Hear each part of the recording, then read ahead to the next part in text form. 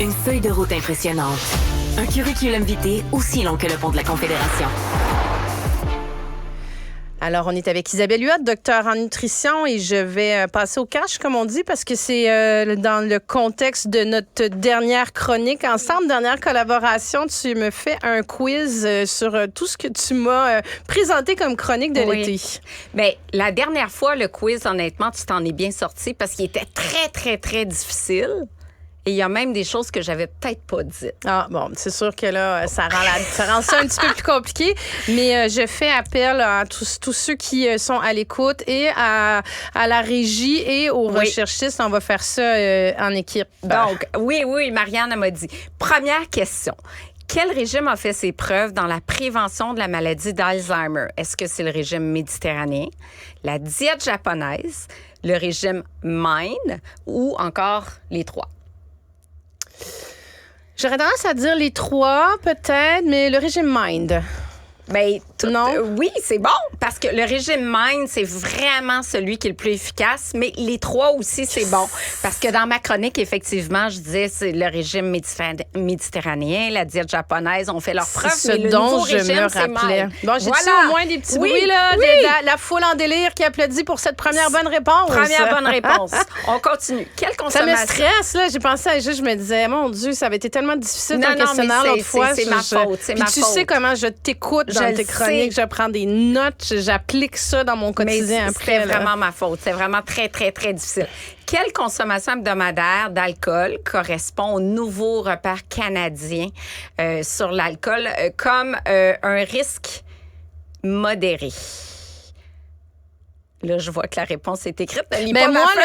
Moi, ce dont je me rappelle, Isabelle, là, dans cette chronique-là, c'est que tu me dis que tu trouvais que c'était vraiment sévère, les nouvelles normes qui avaient été les nouvelles normes des repères canadiens. Donc, c'est vraiment ça que j'ai retenu d'y aller avec modération.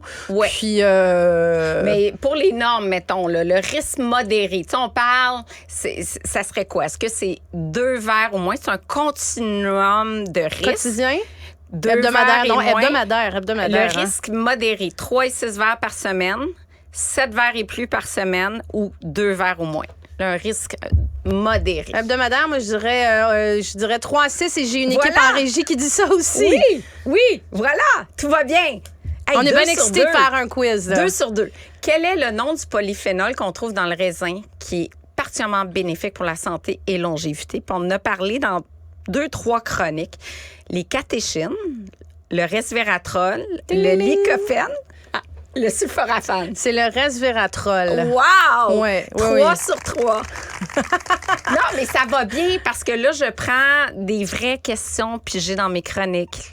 Ouf. Oui, la dernière fois, je pense que c'était vraiment des éléments que tu n'avais pas mentionnés. Écoute, j'avais chaud dans cette chronique-là. Je me disais, mon Dieu, j'ai pas écouté ou quoi, j'ai pas été attentive. Non, honnêtement, tu étais vraiment, vraiment à l'écoute. L'intolérance au lactose est causée par une réaction aux protéines présentes dans le lait. Est-ce que c'est vraiment les protéines dans le lait? Je dirais que c'est faux. C'est faux. Le lactose, c'est vraiment un glucide, un type de sucre. C'est pas une protéine. Protéine, ça serait la caséine. Et à date, ça va super bien parce qu'on a 4 sur 4. Est-ce que l'anxiété joue un rôle dans les syndrome de l'intestin irritable? Absolument, oui. La réponse, c'est vrai parce que tu nous as répété à plusieurs reprises dans tes chroniques qu'il y a un lien entre l'intestin et le cerveau dans les deux sens en plus de ça. Quand ça va pas bien dans notre ventre, ça peut affecter notre santé mentale et l'inverse. Oui. C'est incroyable.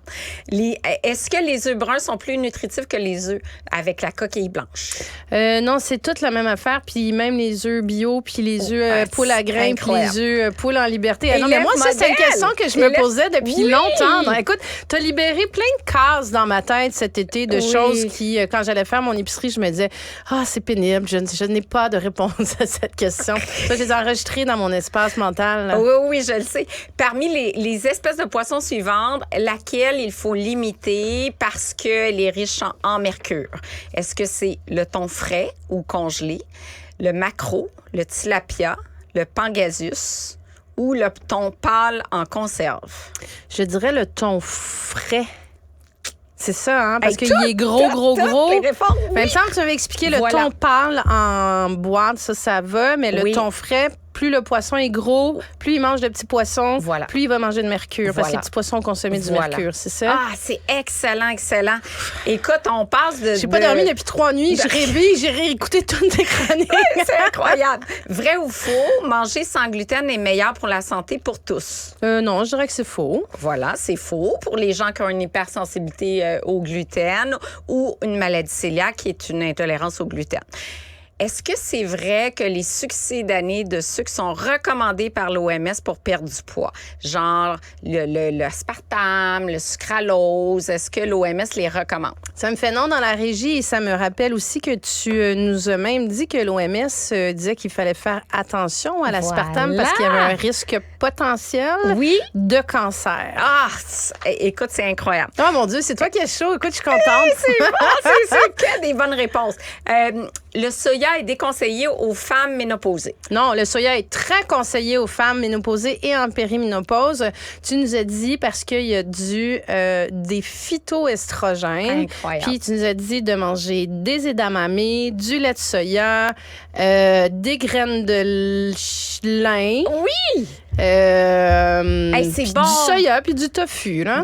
Puis j'aurais pu demander quelle est la source de phytoestrogène, le lin ou le chia, mais tu viens de répondre, c'est le lin. Oui, parce que le chia, tu nous as dit qu'il fallait l'ajouter dans nos yogourts. J'ai tout pris ça, là. Je dis, là, ma fille est plus capable de m'entendre parce que je dis, ben là, mettre du chia dans ton yogourt, ça va augmenter tes protéines que tu prends le matin. Puis là, à mes amis qui sont en périménopause, je leur dis, mets des graines de lin dans ton yogourt, ça va augmenter tes phytoestrogènes. Incroyable, incroyable. Parmi les conseils suivants, lesquels peuvent contribuer à réduire le taux de cholestérol? Consommer des noix et des graines, mettre des protéines de soya dans son assiette, consommer des poissons gras, cuisiner avec... Oh, mon Dieu! Ça, c'est moi. Consommer des huiles végétales de type huile d'olive ou toutes ces réponses? Diminuer, réduire le taux de cholestérol. Oui. Les noix, les graines, le soya, le poisson. Je dirais les noix et les graines ou toutes ces réponses? Oui, les noix et les graines, mais le soya aussi. Oui, donc toutes ces réponses. Toutes ces réponses. Toutes ces réponses, c'est parfait. Ensuite, la stéatose hépatique non alcoolique, qu'on appelle aussi foie gras, peut être liée à un excès de sucre dans son alimentation. Vrai ou faux? Est-ce que c'est relié? Est-ce que ça peut être trop de sucre ou c'est nécessairement trop de gras dans son alimentation? Je fais appel à la famille. On me dit vrai.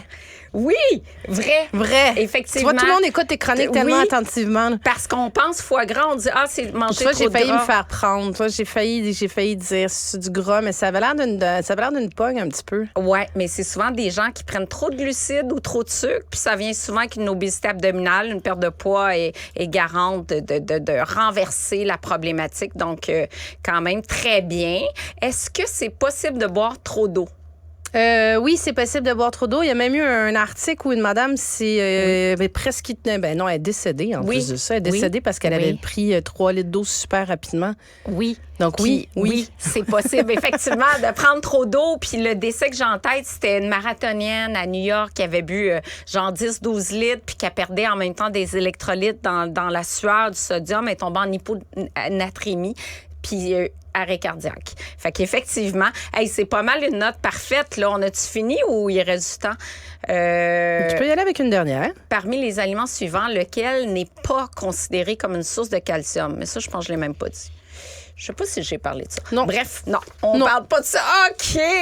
Mais je pense avoir fait le tour. Je t'ai trouvé tellement bonne. Mais c'est parce que j'ai une équipe de feu qui me souffle à l'oreille des réponses. Tu vois, ils t'ont écouté toute la saison, Isabelle. Toi aussi. Oui, honnêtement, je veux te dire merci. Tu as été une collaboratrice en or, hors pair. Ça a été un bonheur de travailler avec toi. Puis honnêtement, on a tous énormément appris. J'ai eu beaucoup de réactions à l'ensemble de tes chroniques parce qu'on boit tes paroles puis c'est vraiment très utile au quotidien. Donc, je te dis merci beaucoup encore. Quelle belle saison en ta compagnie. Un grand merci, Marie. Isabelle Huot, que je rappelle, docteur en nutrition. Merci beaucoup. Merci. Vous venez de vous connecter en direct